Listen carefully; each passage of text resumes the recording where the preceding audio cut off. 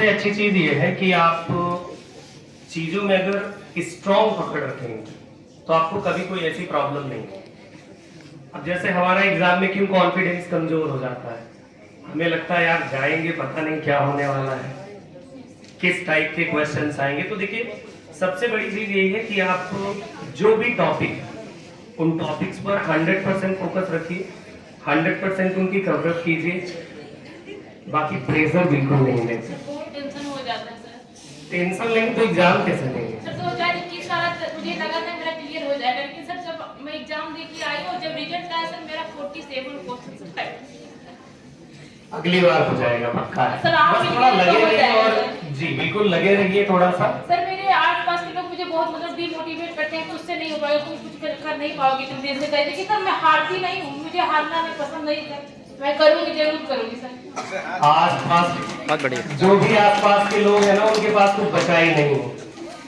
अब वो यही कह लें कि भाई आप नहीं कर पाएंगे, ठीक है, मुझे भी कोई कहे कि मैं नहीं कर पाऊंगा, मैं नहीं पढ़ा पाऊंगा, तो बंद कर दिया जाए पढ़ाना।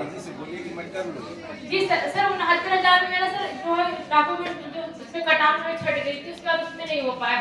फिर मैं जूनियर में मेरा 1 नंबर से रुक गया, पर सिर्फ मेरा ईआरटी 2018 में सर मेरा 4 नंबर से रुक गया। इसके बाद सर 2021 वाला पेपर बहुत अच्छा हुआ था टीजीटी का।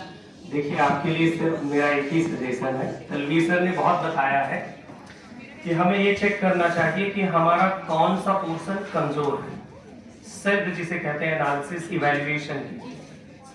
जब आप सेल्फ इवैल्यूएशन करेंगे तो आपको खुद पता चल जाएगा कि मेरा ये पोर्शन वीक है, उस पर काम कीजिए, डेफिनेटली हो जाएगा। किसी के कहने से कि आप नहीं कर पाएंगे या किसी के ये कह देने से कि आप आपके लायक नहीं है, तो ऐसा नहीं है। हाँ मान लीजिए अगर आपने काफी अटेम्प्ट दिए और उसके बाद नहीं होता तो फिर ये समझ लेना होता है कि भाई शायद मैं इस लेवल तक ना पहुंच पा रहा हूँ। ठीक है, थैंक यू।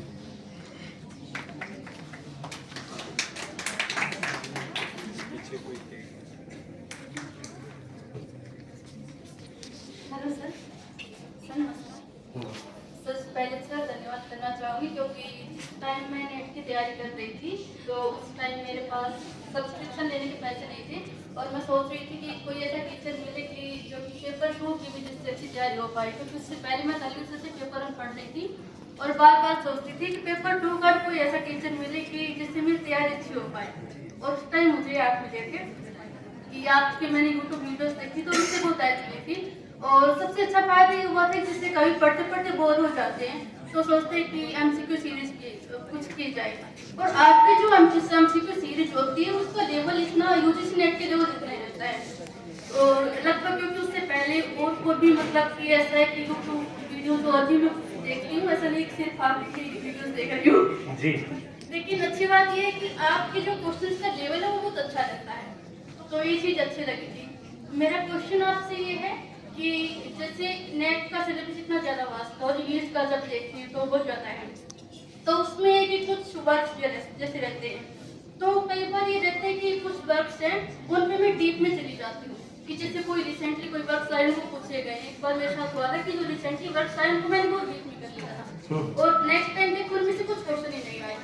तो सर एक बार आप थोड़ा सा एक बार बता सकते हैं कि कौन से ऐसे एरियाज है जहाँ पर हमें ज़्यादा फोकस करना चाहिए, ज़्यादा डीप में जाना चाहिए, और कौन से ऐसे एरियाज है जिन पे थोड़ा कम फोकस किया जाए?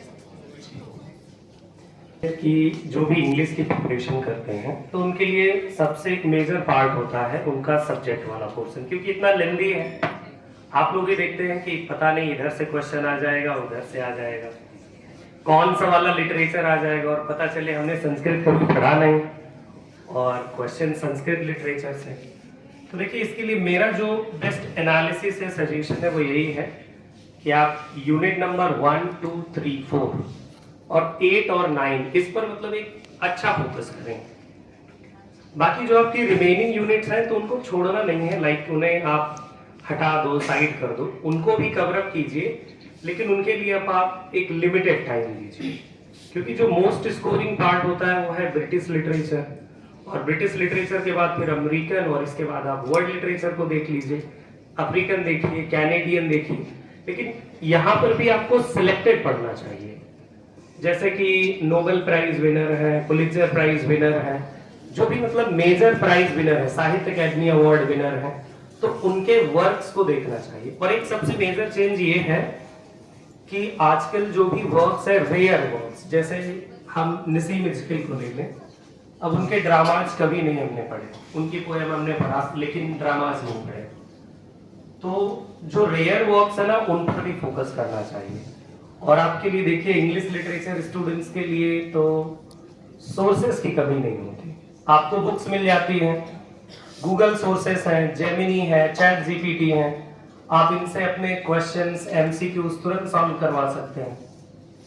तो डाउट भी आने की कोई इशू नहीं रहता कि मतलब डाउट आ जाएगा फिर मेरा क्लियर नहीं हो पाएगा, क्योंकि इतना ज्यादा वास्ट कंटेंट है, all over the world content available है। तो बेस्ट जो मैंने बताया आपको, 6 यूनिट्स पर आपका अच्छा फोकस होना चाहिए, और जो बिगिनिंग की 4 यूनिट्स हैं उन पर और भी ज्यादा, क्योंकि ब्रिटिश लिटरेचर आपका 50-60% कवर कर जाता है। ठीक है जी। और यूजीसी नेट के लिए हम प्रेफर करेंगे आगे, बट सर जो टाइम सब डिवीजन है वो बहुत मैनेज करने में दिक्कत होती है, क्योंकि हम लोग एमए भी परस्यू कर रहे हैं, तो सर यूपीटीजी के ग्रामर भी हमें कवर करना है, वो क्या पोर्शन वो भी, तो सर का जो सिलेबस होता है ना, आपके मास्टर का सिलेबस अगर आप यूजीसी की तैयारी करते हैं तो वो सिलेबस लगभग सिमिलर होता है, क्योंकि जो भी वहां पर आप पढ़ने वाले हो आपके एग्जाम में काम आने वाला है। अब रही बात हमारे लिए एक्स्ट्रा